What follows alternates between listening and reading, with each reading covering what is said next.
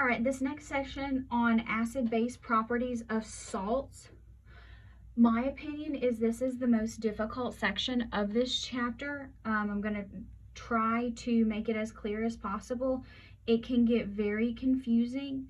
Try not to worry so much about it because the odds of it showing up in large quantities on a test are probably pretty slim. It may be there, but just try not to lose too much sleep over it if it is super confusing. But it may help you to write and rewrite and talk some things out to yourself. Now, this is key.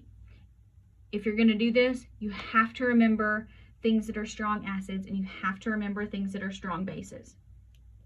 So now, as I said, our cations and our anions, they can actually act as acids or bases when they're in solution.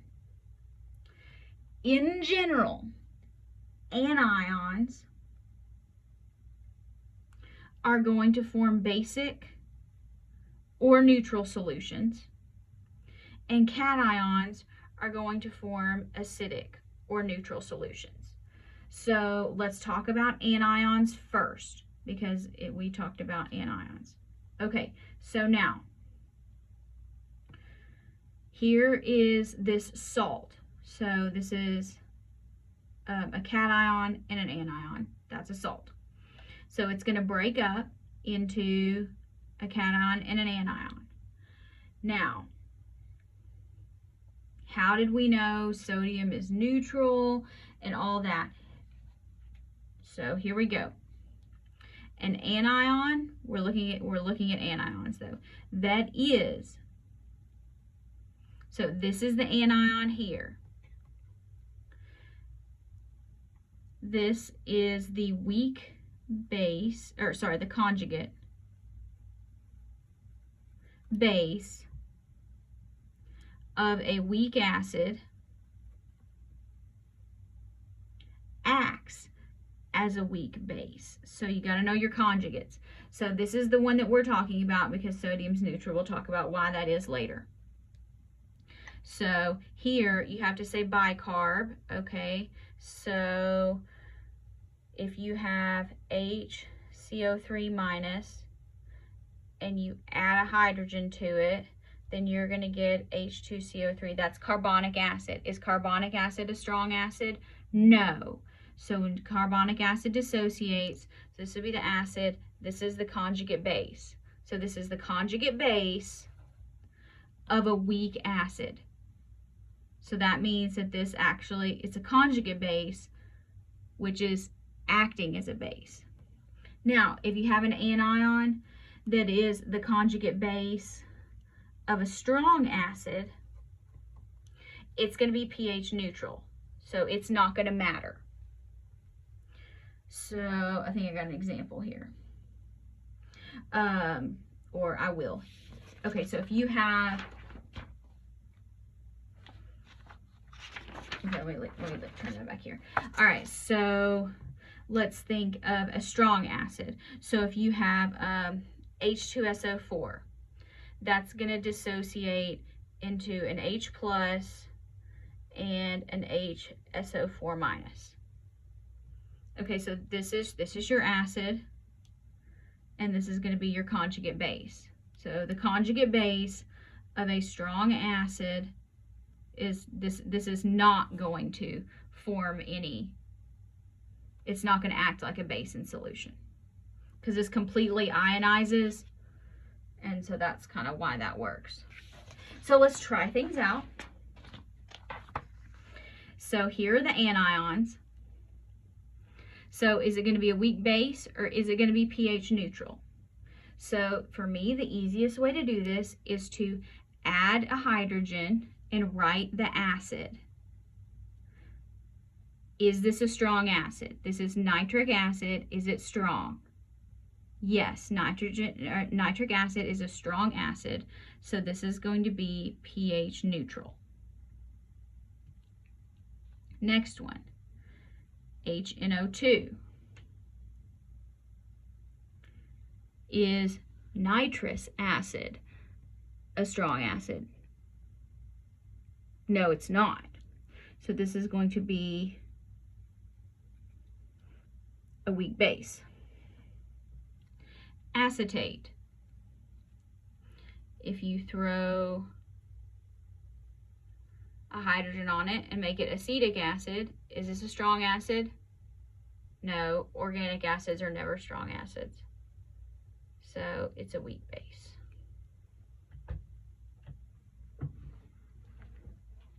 Okay. Now, if you want to determine the pH of the salt solution, we're gonna calculate this the same way as we do other weak acids and weak bases. So here it's telling us we have a salt solution of this strength. The salt is going to completely dissociate. We have a Ka value, and we have the sodium ion is going to be neutral. Okay, now what we need to do is we need to break this apart. The sodium doesn't matter, so let's write our equation. So we have CHO2 minus, and then we're going to add some water to it because it's an aqueous solution, and that's going to give us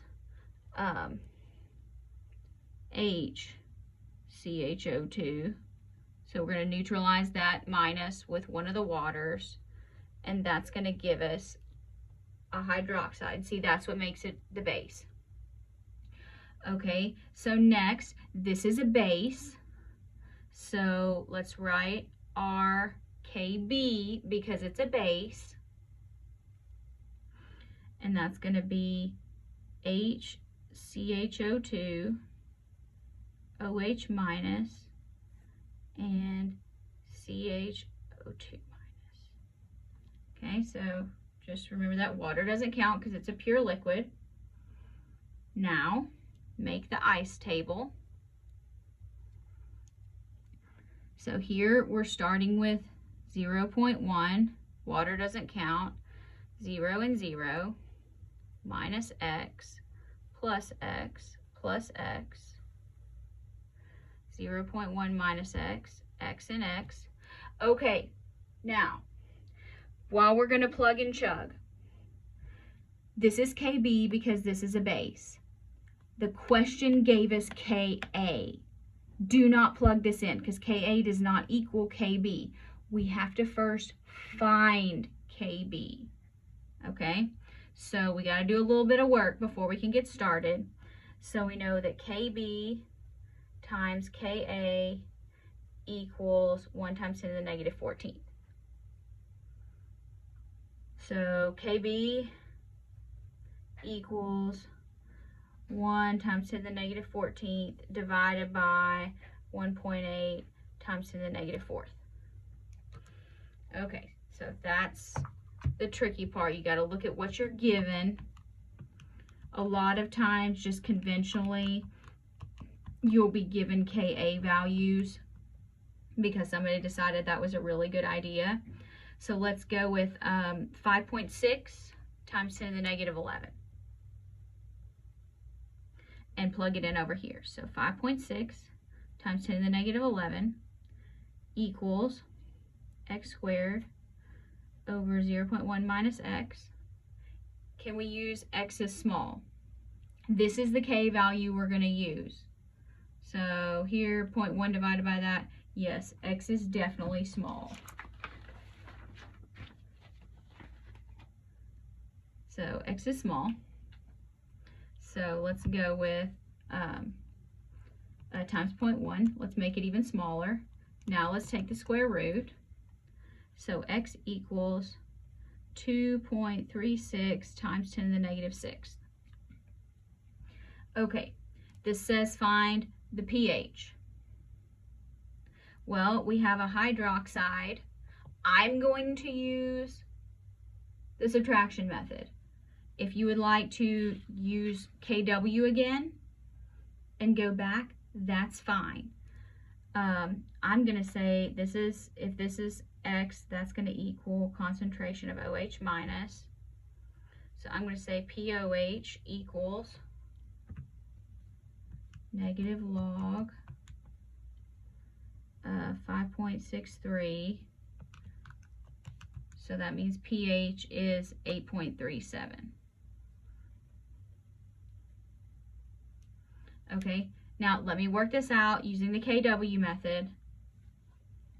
So if you say 1 times 10 to the negative 14th equals H plus times 2.36 times 10 to the negative 6th. So here 1 times 10 to the negative 14th divided by 2.36, 10 to the negative 6th. So you get concentration of H plus 4.24, 10 to the negative 9th. Take the negative log,